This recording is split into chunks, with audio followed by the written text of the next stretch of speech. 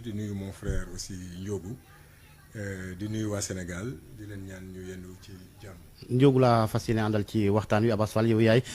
coordonnateur bu PASTEF ci Ndakaaru bokk itam ci COPIL maanaam comité de pilotage bu PASTEF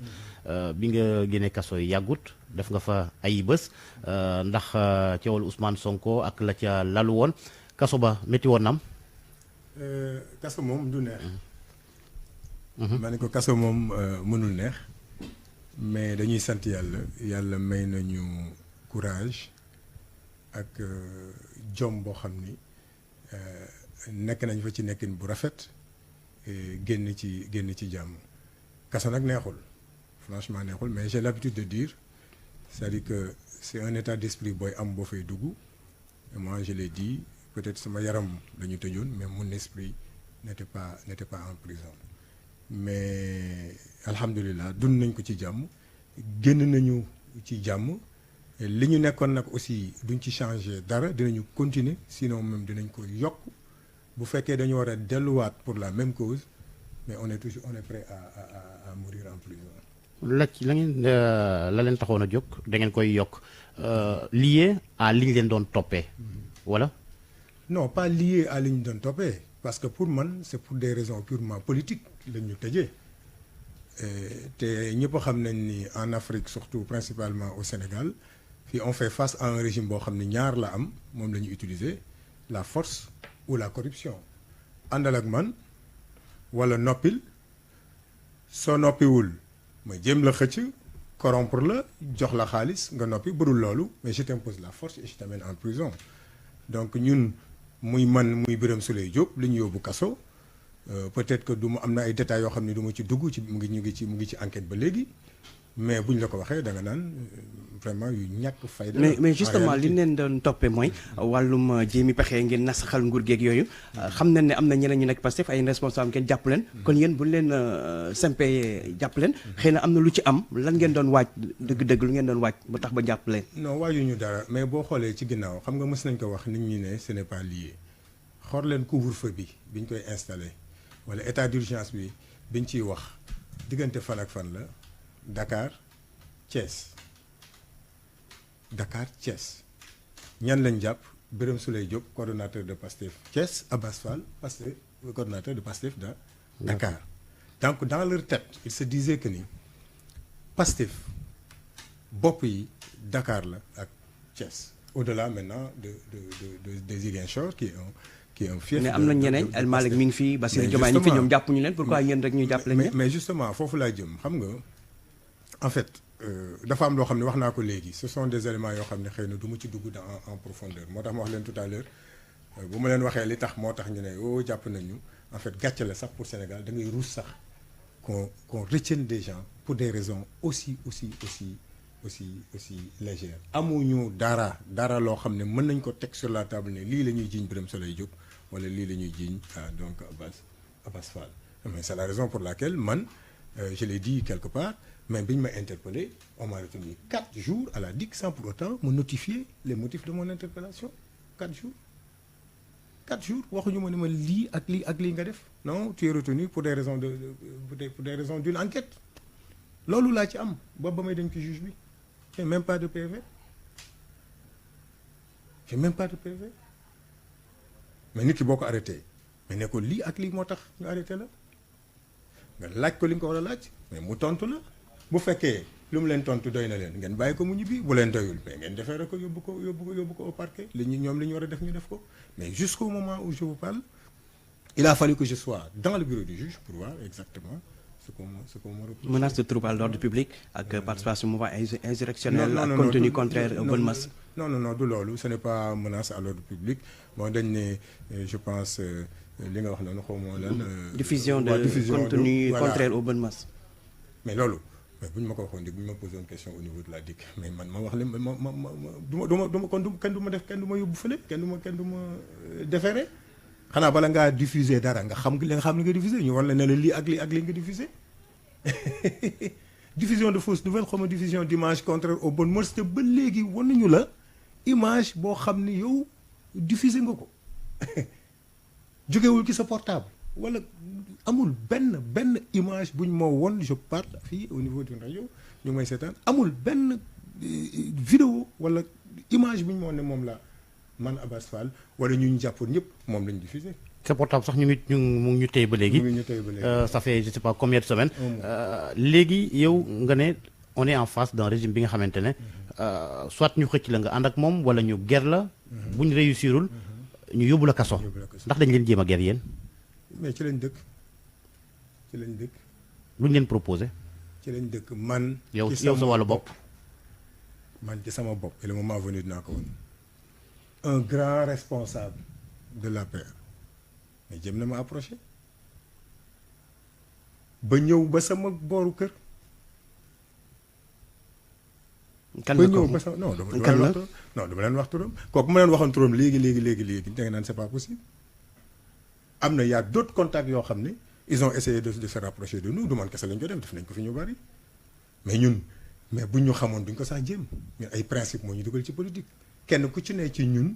da nga yor sa liggéey. mu doy la sëkk nga di ci dund bu baax a baax soxla woo luy jógee feneen loo xam ne lewul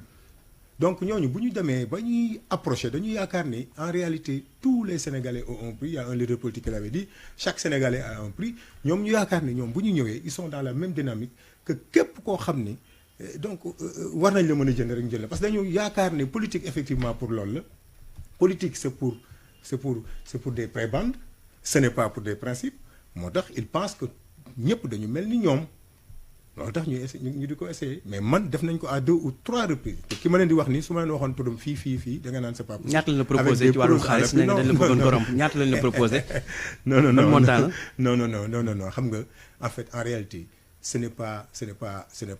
de façon directe mais de l'argent mais il m'a proposé de venir travailler avec lui te xam nga ñooñu bu ñu lay proposé pour ngeen ñëw liggéey ak ñoom. mais loolu c'est normal. bu dee propos nee nit rek ñëwul liggéey ak man. loolu du ger. politique moom loolu yàgg na ci moom. kaa ñu ànd moom yàgg na ci politique. c'est normal gaa yi kaa ñu ànd. gaa yi moom kaa ñu ànd moom yéen ak njóogu yéen a gën a xam ne gaa yi seen kaa ñu ànd nii rek lay àndal toujours chaque jour ngeen dégg te ñi fay dee ñëpp xam ngeen li tax ñu dem fa chaque jour ngeen gis ko yéen vous êtes des journalistes xam ngeen bu baax li xew ci réew mi mais peut-être que. dégg ngeen ma bëgg a wax loolu rek mais tey moom du ma leen wax tuuti mais peut-être un jour nag naa leen ko wax avec maintenant des preuves à l'appui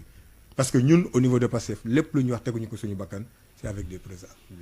à l'appui. ngeen ne principe moo leen dugal ci wàllu politique. principe yooyu ñu gënoon xamee Pastef di xeex système bi. à la lumière de ces événements gis nañ ña ngeen doon sànni xeer. di leen yekk lu mel ni xeme ngeen dem ci ñoom système bi xanaa beneen système am léegi. ñun ñoo xam ne dañ leen doon sànni xeer. waaw leen bon jox ma ci benn exemple. Ahmed Khalifa Niass. non Ahmed Khalifa Niass ñun contraire bi kay ngay wax kay Ahmed Khalifa Niass kay moo dëkkoon ci du ñu sànni xeer. ak yéen am na Sonko li nga xamante ne yëkki na ko ci kàddu ŋañ ko dem nag jamono ji am ni mu doxaleeg moom. mais c'est tout à fait normal parce que Ahmed Khalifa Niass aussi bi affaire bi commencé dafa jël responsabilité am te xëy na ànduma ak Sonko mais lii ñu ko jiiñ ñi d'accorduma ci. c'est un complot et je ne suis pas d'accord qu'on arrête Sonko mais ñun nag suñu démarche aussi ñun espace politique bi du fayonte kese moo ci am c'est pas parce que man ak Ndiogou man ak yow mës nañu am problème rek que waruñu mën a toog donc fàtte li nga xam ne ay ñagas la woon donc suñu diggante balonte ak remerciente kenn ku ci ne li nga defal sa morom dem sa yoon mais yi amul benn forme d'alliance politique boo xam ni mais am nañ ko ak Ahmed Khalifa Niass président dafa demoon effectivement pour remercier ko ci soutien am un point c'est tout il y a pas autre chose donc il ne faut pas qu'on fasse un mélange de genres yi ne waa Sonko moo waxoon lii xëy na ñu gis ko chez Georges Déthié parce que pourtant ñoom chaque jour ñu ngi doon sànnante ay xeer mais c'est pas parce que dafa dem ci Georges Déthié que forcément. kon alliance ñoom ñaar mën tam. non il y a aucune forme d'alliance entre ñun ak. non bon en fait vous savez man je peux parler pour moi-même en tant que membre du COPIL. amul fenn fu ñu discuter ak alliance politique ak qui que ce soit nag laa wax ñun nous sommes dans une démarche unitaire pour des problèmes yoo xam ni ce sont des problèmes communs aux partis politiques des problèmes liés au respect de la démocratie des problèmes liés au respect du calendrier républicain des problèmes liés à la justice ainsi de suite yooyu moo ñu boole mais il n'y a pour le moment aucune forme d'alliance politique boo xam ni prévoir nañ ko ak qui que ce soit. Maintenant ba ci bu Barthélémy Dias doon wax large plateforme ci opposition bi ngir waajal xëy na li ne sunu kanam. waaw mais maintenant foofu laa jëm il y a des sensibilités yoo xam ni yàgg nañu nekk ak ñoom am nañu noo xam ne ñun ñooy xalaatandoo ensemble ñoo koy gisandoo ñooñu le moment venu mais pourquoi pas mais ñu ànd ak ñoom te ñooñu ñun identifié nañ leen xam nañ leen te bis bu ñu demoon bay ànd ak ñooñu sénégalais yi duñu jéppi ci côté boobu. Mais justement par rapport à la question de Georges wàllum système bi. Ousmane Sonko c'est toujours défini comme un anti-système. ñii ne ñoom ñoo yàq réew mi waa système beeg nangam ñoo tàddeel Sénégal. tey mu ñëw di ànd ak ñoom kon waroo contradiction am na ci doxalinam parce que mënoo ne anti-système nga pare ñëw di ànd ak ñu waa système bi di seet ak yooyu. mais lan nga tuddee ànd ak ñoom. di dem di seeteeg di saafonteeg di wax ay nañ xeex ak yooyu nañ àndandoo xeex. nañ àndandoo xeex. mais demuñu ci Macky Sall seeti ko bi mbas bi bu mu kiiwee demuñu fa est-ce que daa tax ñu ànd ak moom. Macky Sall ne nous a pas invité au palais te xam nga ni Macky Sall c'est notre pire ennemi parce que moom moo ko wax demuñu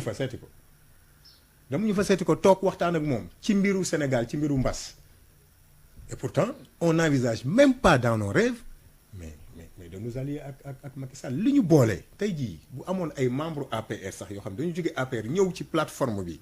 pour le respect des principes démocratiques pour le respect de la liberté pour le respect du calendrier républicain c'est-à-dire que ce sont des problèmes yoo xam ne ñun ñoo koy vivre ndoo ensemble même waa APR waroon na ñëw bokk ci plateforme boobu parce que c'est une plateforme boo xam ni elle n'a rien de politique en termes d'alliance c'est surtout sur des principes que la ñuy xeexe te loolu je pense que yàgg na Sénégal te bu ngeen xoolee aussi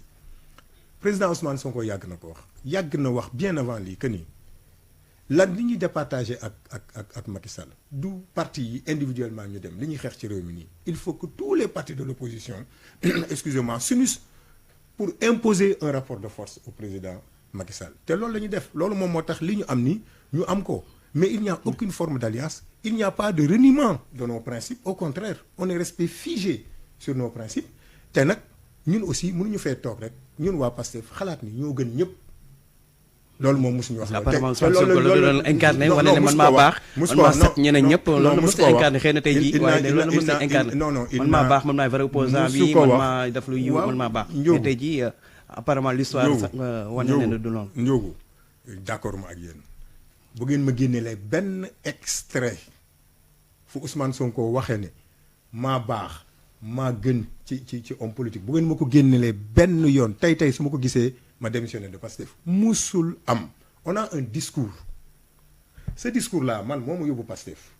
moo fa yóbbu samay morom moo fa yóbbu des milliers de jeunes discours boobu moom la ñu jaay sénégalais yi ñu jël ko mais on a jamais dit qu'on oui mais dama lay wax benn affaire xam nga waxin bi mën naa doon leneen sax mais pas mot à mot yow ni nga ko jàppee waaye boo jàppee ne régime yi nekk de Senghor Abdou Diouf Abdoulaye Wade ak bi ngeen di xeex nii benn ci baaxut te ña nekkoon ca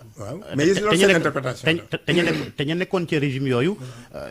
yéen a ngi ànd nasandoo waaw mais yéen loolu seen interprétation la ñun li ñu wax dañoo def un diagnostic de toutes les formes de gouvernance yi am Sénégal de Senghor à Macky Sall on a vu que ni il y a énormément d'insuffisance te loolu ñu ngi koy dund guddi ak bëccëg loolu moom dara mënul fexe ba ñu dellu ci ginnaaw loolu dañ koy continuer di ko marteler et c'est la vérité c'est la raison pour laquelle les Sénégalais en grande majorité surtout les jeunes sont avec nous loolu moom c'est indéniable kenn mënu ko weddi et le président Sonko l'a dit je n'ai jamais été avec ce qui a été fait même maître Abdoulaye Wade d'accord uma bu ngeen déglu leen ko baax d'accord uma woon ci yenn façon de gérer ce pays mais il est dans l'opposition comme je l'ai dit je vais continuer à me répéter amul benn forme d'alliance politique bu am suñu diggante ak mais nag je reviens à ce que vous voulez dire parce que dañu bëgg a dépeindre comme des hommes parfaits on ne l'a jamais dit nous ne sommes pas parfaits et je l'ai dit il y a des gens yoo xam ne discours bi changé na non déglu ma rek daaw leen waxee nii rek si déglul le président Ousmane Sonko bu mu demee Ziguinchor en 2018 dee leen ko déglu parce que bu leen xool rek yéen li leen arrangé ngeen bëgg a appesantir ci loolu moi j'ai l'habitude de le dire fu ne dama ko fay wax am na ñoo xam ni ils sont au niveau de APR peut-être gën nañu foofu ñoo xam ne ñu ngi nekk Pastef c'est-à-dire que faut pas qu'on pense que ñun nous sommes parfaits nous sommes extraordinaires ñoo gën ñëpp non on n'a jamais dit ça lii les actes que le président Ousmane Sonko pose mais en tant que homme politique boo xam ne da ngay yaatal mais c'est tout à fait normal nga dem seeti ñi nga xam ni war ngeen a mën a bokk benn xeex boo xam ni bokkul sax ak orientation politique yi loolu mënuñu leen ko mënu leen ko bañal nag ñu yóbbu mais discours bi changé wu il reste le même Ousmane Sonko la mu daan wax tey la ko gën a wax ñun ñi ànd ak moom lañ daan wax tey lañ ko gën a mën a wax du ñu ànd ak ko ñu warul àndal mais képp koo xam ne nag war nañu ànd ak moom dinañ ko xool saytu ko ñu bokk ay principe en terme de ni ñu gisee Sénégal et boobaa bu ñu waree ànd ñu ànd mais du ñu ànd ak nag mukk ñoo xam ni seen loxo mës naa tilim ci yoronu réew mi loolu moom xel xalaatu ko moom duñ ko mës a def. léegi par rapport ak coow li ko waral mbirum viol bi ko Adji Sarr ne Ousmane Sonko dafa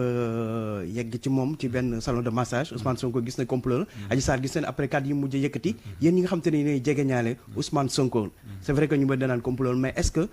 moom lu mu fa doon wuti ba yooyu yëpp am xëy na bu fa demoon ca salon ba coow li yëpp du ko topp. kon amul droit dem ci salon de massage. mais am na pourquoi mu fay dem. mais pourquoi du fay yeneen salon professionnel mi ngi fi foofu noonu. pourquoi mu dem foofu. kon da nga bëgg wax ne foofu c'est pas un salon professionnel. est-ce que c'est mais salon clandestin la dëgg lañ ko bëgg du foofu. clandestin salon boo xam ne am na ay papier am na léppam am na autorisation am na léppam nga ni salon clandestin la. sauf que ci agrément bi ci kayit bi massage bokku ja. waaw loolu leen di toll Adji Sarr ba léegi gën déggu leen ci. non mais xam nga ñun wax fa dëgg yàlla non duñ ko tontu wax fa dëgg yàlla duñ ko tontu xam nga lu ñu bëgg. nee na ñu waat de Ousmane Sonko fekkee li muy wax du noonu na ñëw ñu waat. non mais non xam nga. dañ dem ñu waat waaw mais xam nga ndeysaan dama ko yërëm sax. et dama bëgg. en quelques secondes. waaw dama ko yërëm parce que dama bëgg attirer attention des droits de l'hommiste parce que droit de l'homme du rek seeti ay nit ci prisonnier du ay ñu jàpp xale bi elle est en danger ses droits ne sont pas. maanaam nañ ko wàllu. nañ ko wàllu dimbali ko loxo yi mu nekk. mu jóge fa parce que il est en train d'être torturé. jërëjëf Abass Fall membre COPIL comité de pilotage PASTEF coordonnateur PASTEF bu Ndakaaru jërëjëf Alaaji Njogu Diène di nuyu Faty Dieng ca TFM ak ñamu àndal.